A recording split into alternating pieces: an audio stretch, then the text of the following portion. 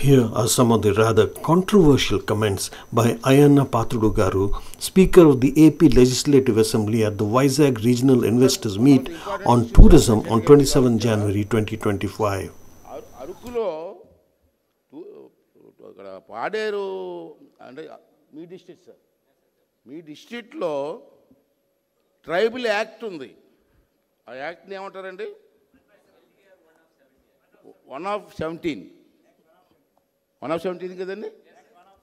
ఆ 1/17 ప్రకారంగా నాకున్న నాలెడ్జ్ చెప్తాను. నాకు పెద్ద నాలెడ్జ్ దాని మీద నాలెడ్జ్ లేదు, మీరు చెప్పాలి. ట్రైబల్ ఏరియాలో ఎవరైనా ఇన్వెస్ట్మెంట్ చేయాలన్నా, హోటల్ కట్టాలన్నా, టూరిజం స్పాట్స్ కట్టాలన్నా ట్రైబల్ ఏరియా ఉండాలంటారు.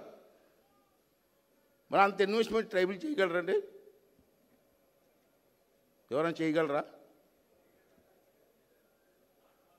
దాన్ని మీరు ఎట్లా ఏం చేయాలి?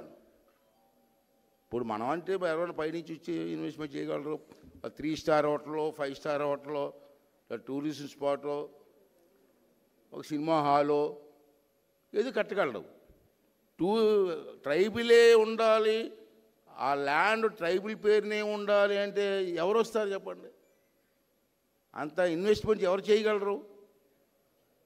పోనీ ట్రైబుల్తో పెట్టుకొని మనకు ఇన్వెస్ట్మెంట్ పెట్టామనుకోండి, ట్రైబుల్ పేరుని పెట్టి, రేపు ఎప్పుడన్నా సైట్ నాదంటే మీరేం చేస్తారు?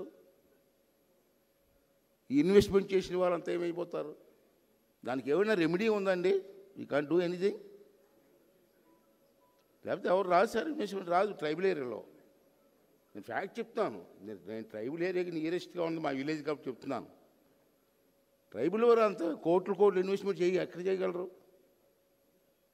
మనం ఎవరో పక్క నుండి 4-5 నుండి అతని పేరు పెట్టి ఇన్వెస్ట్మెంట్ చేస్తాం అనుకోండి, 5 years తర్వాత ఆ హోటల్ నాదన్నాడు అనుకోండి, అప్పుడు మీరేమవుతారు? దీనికి ఏంటి రెమెడీ?